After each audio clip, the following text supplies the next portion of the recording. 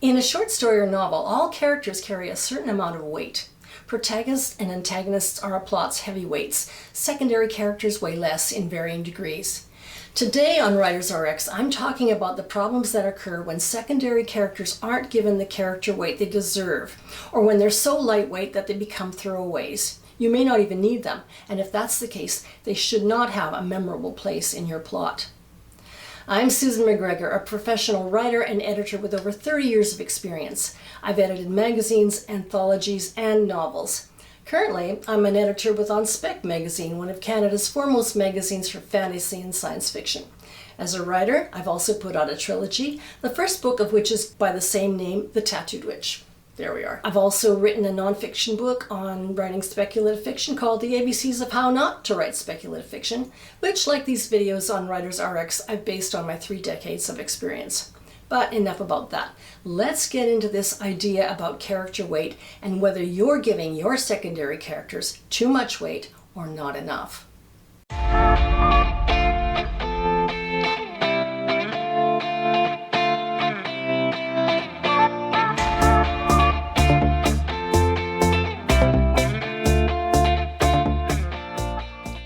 I'm of the Anton Chekhov school of thought where, as the great Russian writer wrote, if you say in the first chapter there's a rifle hanging on the wall, in the second or third chapter it absolutely must go off. If it's not going to be fired, it should not be hanging there. Now, most people attribute this comment to foreshadowing, but it also applies to reader expectation, particularly with regard to our characters.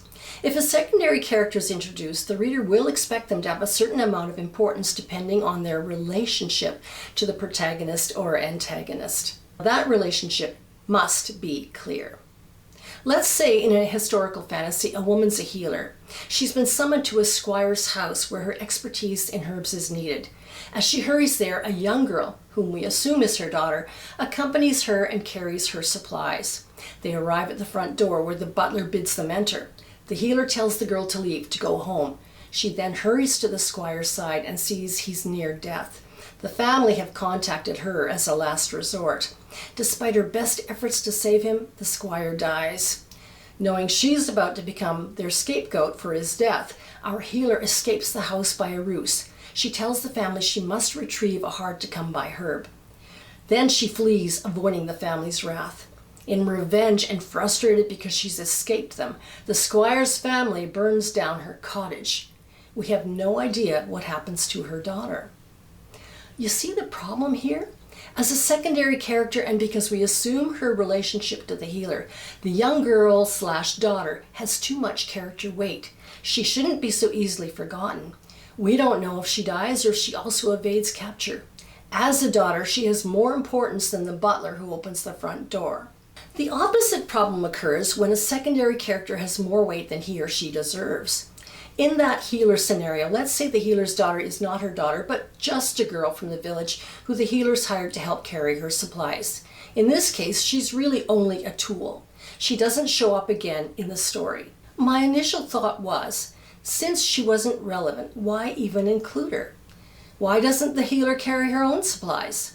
That said, when I mentioned this as a possible detail needing clarification, the writer thought about it, rewrote that section, and made it clear that the girl was not the healer's daughter. But she did add a local color, helping to set the time more firmly in the past than what the first draft had shown. Because the writer made the relationship to the healer much clearer, the young girl now had the right amount of character weight, and she served a reasonable purpose. I let the revision stand. Character weight matters. If you include a secondary character, consider the relationship to the protagonist or antagonist. If they have a relationship, then flesh your secondary characters out. Make them an important part of the plot and have them appear more than once. You can recycle them, why not? As for throwaway characters like local townspeople or the butler who opens the door, these characters are necessary, but don't make them too memorable if they're not that important. Don't give throwaway characters more weight than they deserve. It's all a matter of degree. Remember, character weight will determine reader attention or inattention. Sometimes it can take a while to become sensitive to what your story and your characters need. But if you're at least aware that this should be a consideration, you're on your way to becoming a better and tighter writer. I'm Susan McGregor, and this is Writers RX, where I offer prescriptions for your fiction. If you like this video, please give it a thumbs up so I know that this advice on character weight has given you something to think about, that it's been worth your while. Also, feel free to comment, and if you haven't already subscribed, please do. Thanks again for watching.